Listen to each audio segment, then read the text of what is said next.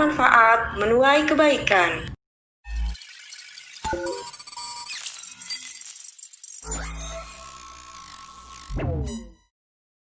Assalamualaikum warahmatullahi wabarakatuh.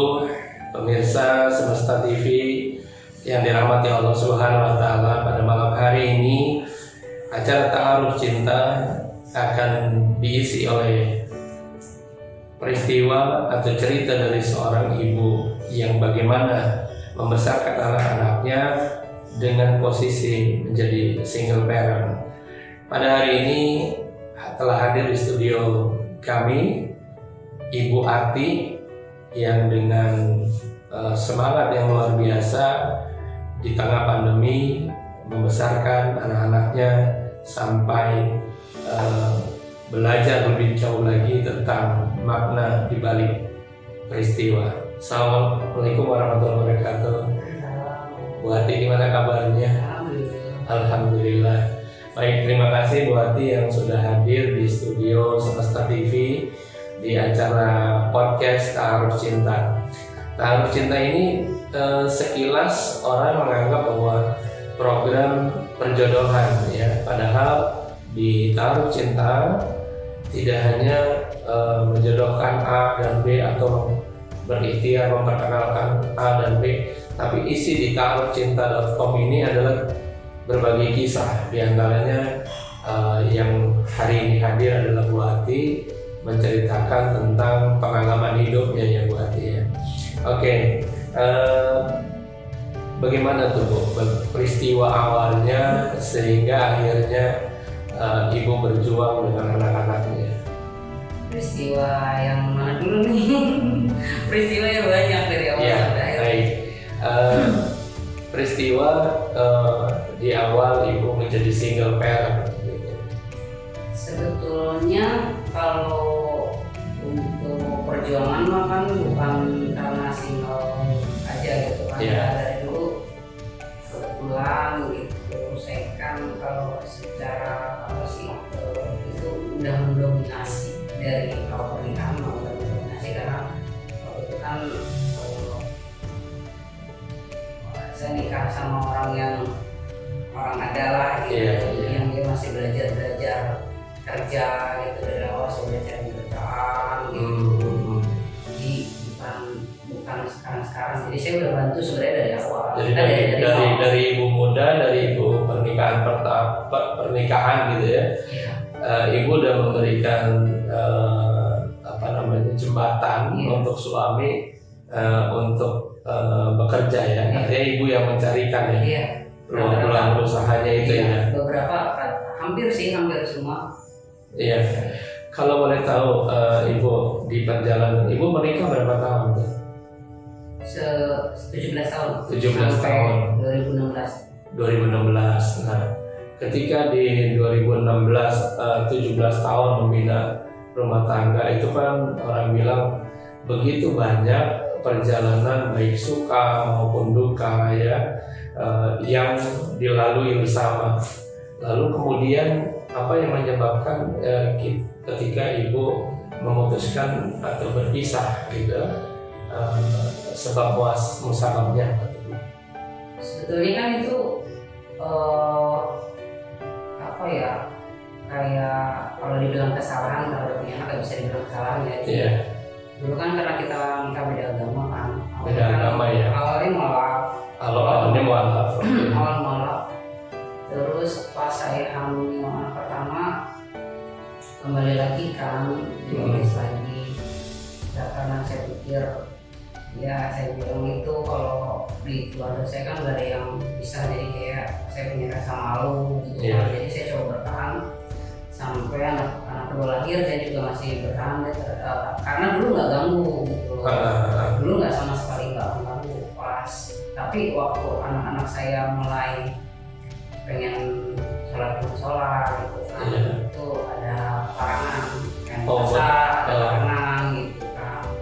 Di situ berarti udah bergolak nih gitu kan. Dulu sih masih yang kayak udahlah happy aja gitu. Atau kita saya toleransi, saya orangnya paling toleransi di keluarga suami juga. Saya tadinya yang saya dijauhin akhirnya bisa dibaur gitu, ya. Karena saya toleransi toleransi itu ya, menghargai, menghormati begitu ya, Bu ya.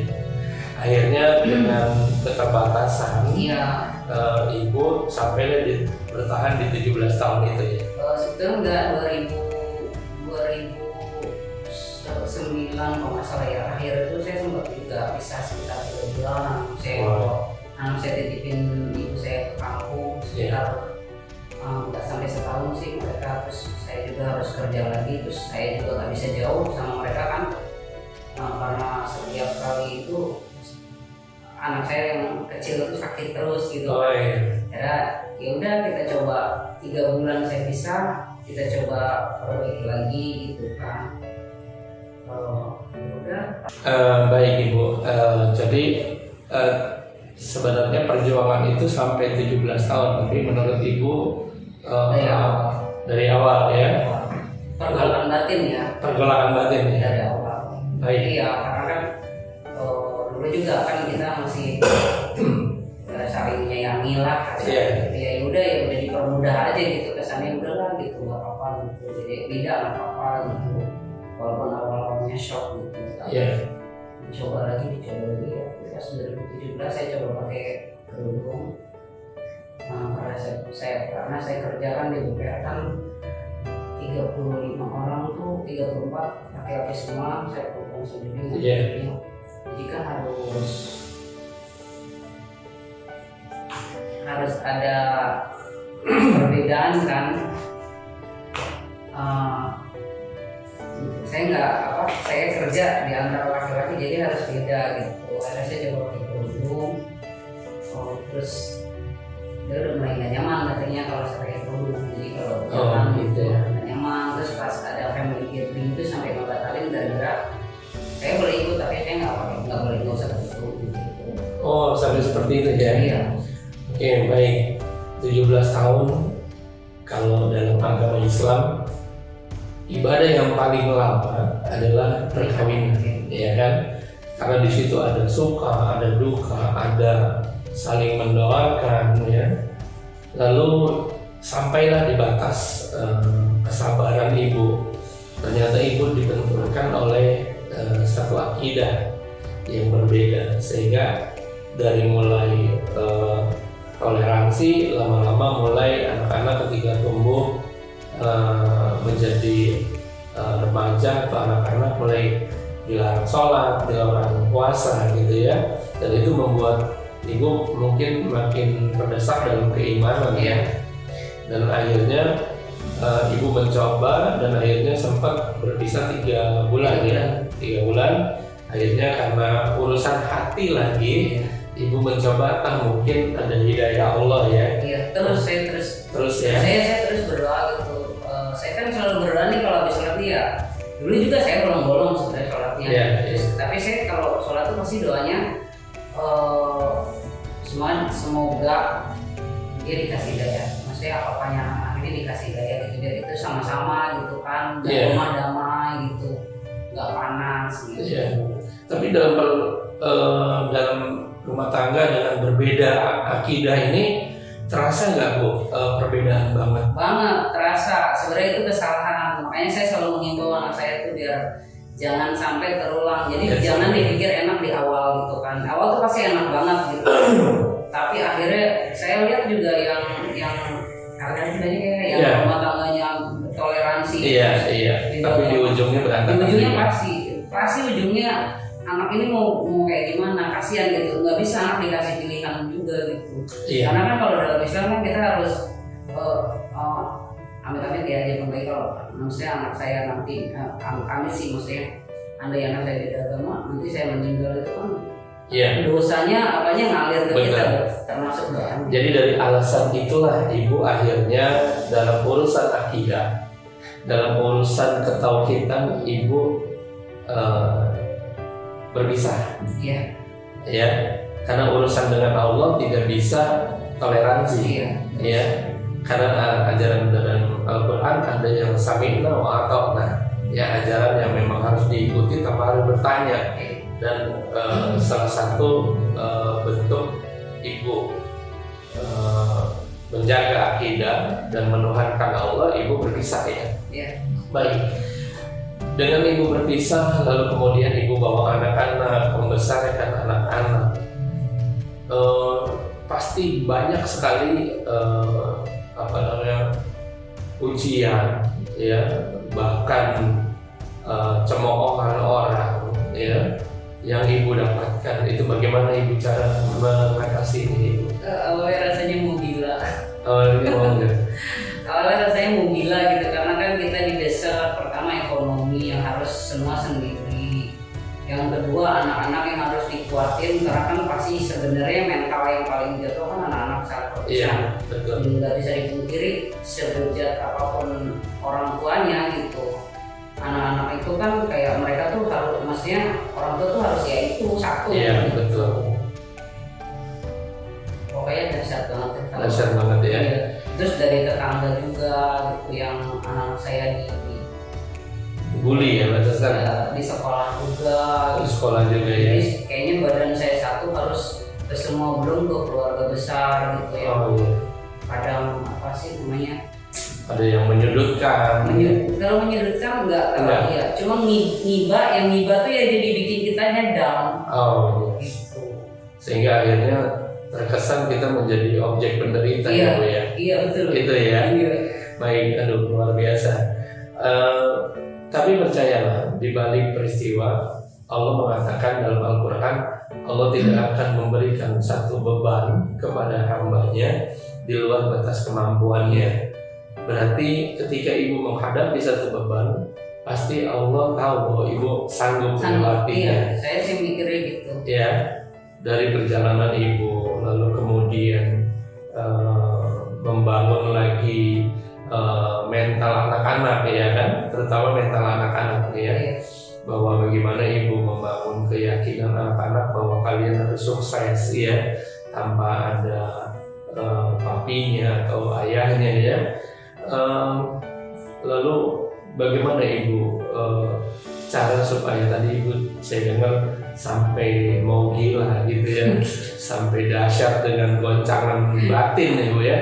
Karena dalam Al-Quran itu ketika orang mengajukan cerai saja itu ars ya, langit itu bergetar, ya kan. Berarti bahasanya manusia pun ketika berhadapan dengan perceraian dia akan bergetar begitu ya, apalagi sampai kejadian.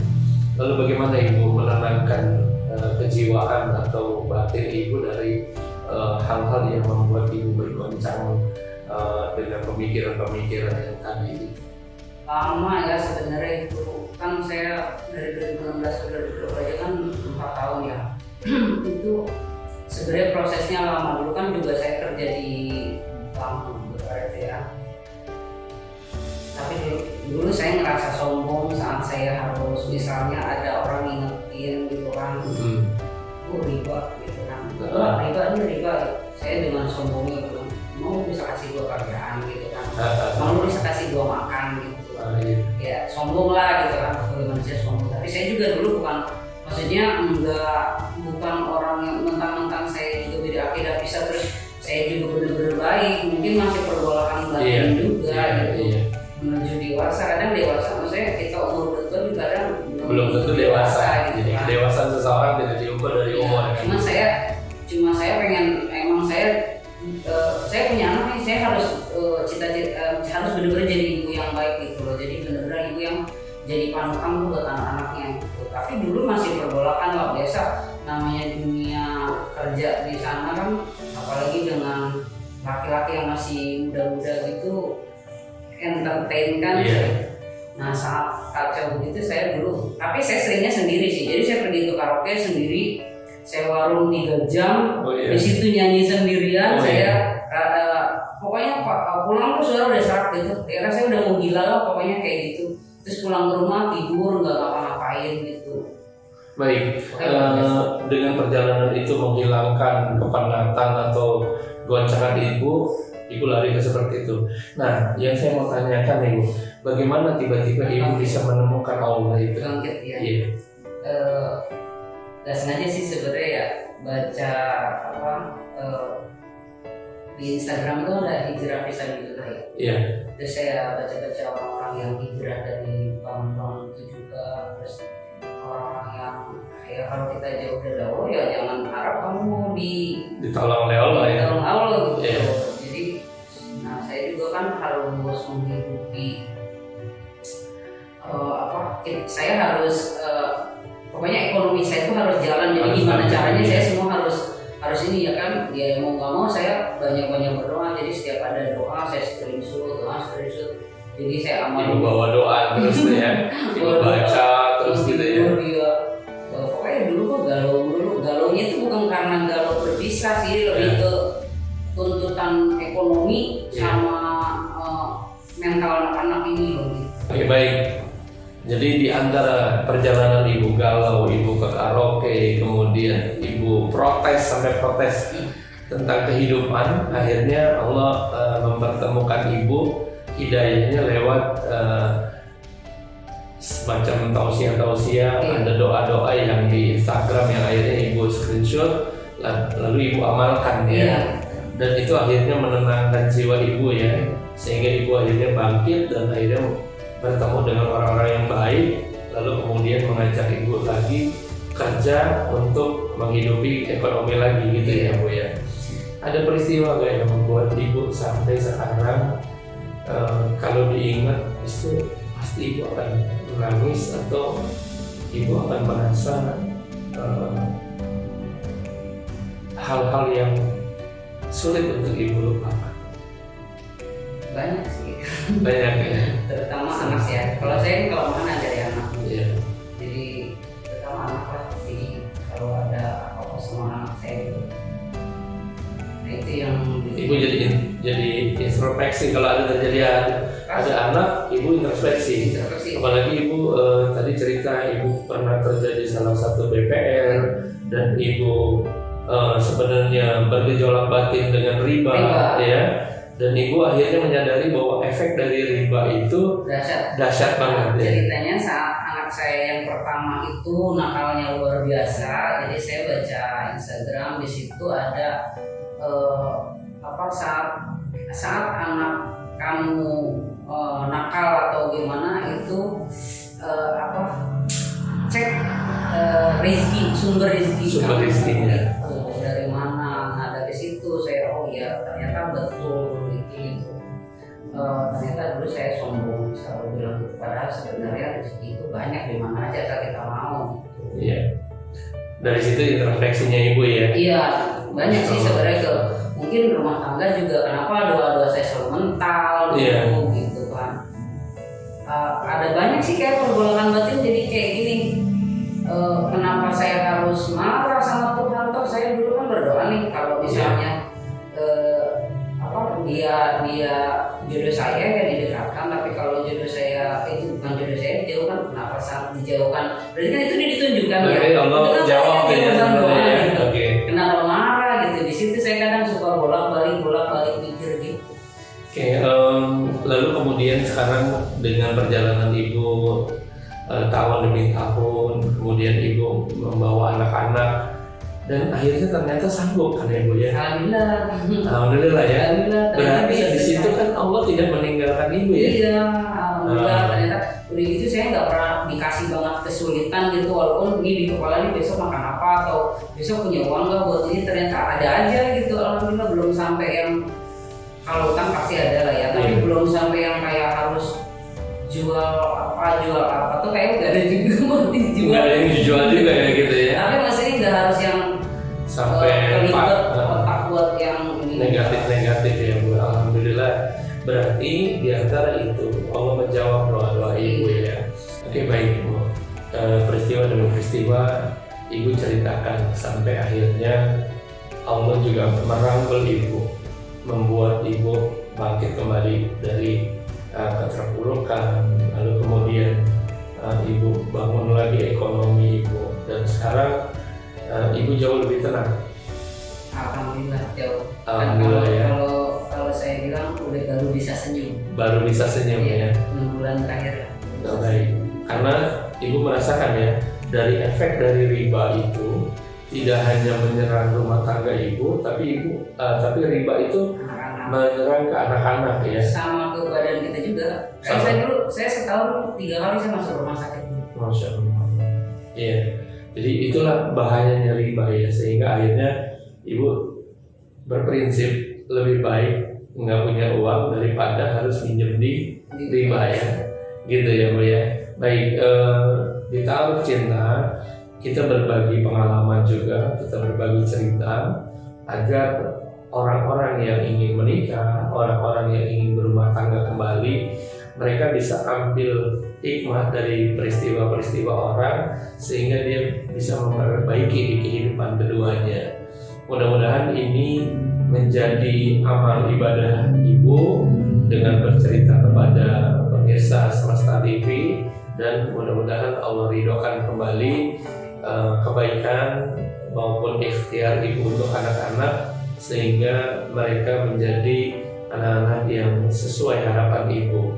Jadi anak-anak yang sukses, anak-anak yang berkah, yang sayang kepada orang tuanya, dan saya doakan semoga menjadi keluarga yang bahagia. Amin. Baik di dunia maupun di akhirat. Baik, terima kasih Bu. Mudah-mudahan kita ketemu lagi di lain waktu. Insyaallah. Amin. Terima kasih. Sama-sama. Assalamualaikum warahmatullahi wabarakatuh. Baik, pemirsa Semesta TV, baru saja kita selesai dari dialog bersama seorang ibu yang dengan hidayah Allah dia melewati fase kehidupannya dengan tidak mudah, namun akhirnya baru bisa tersenyum setelah melewati fase-fase ujian.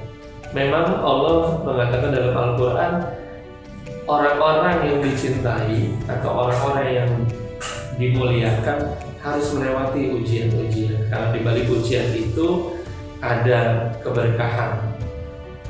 Nantikan terus Ta'aruf Cinta di Semesta TV bersama saya, Kang Den Ibrahim. Assalamualaikum warahmatullahi wabarakatuh.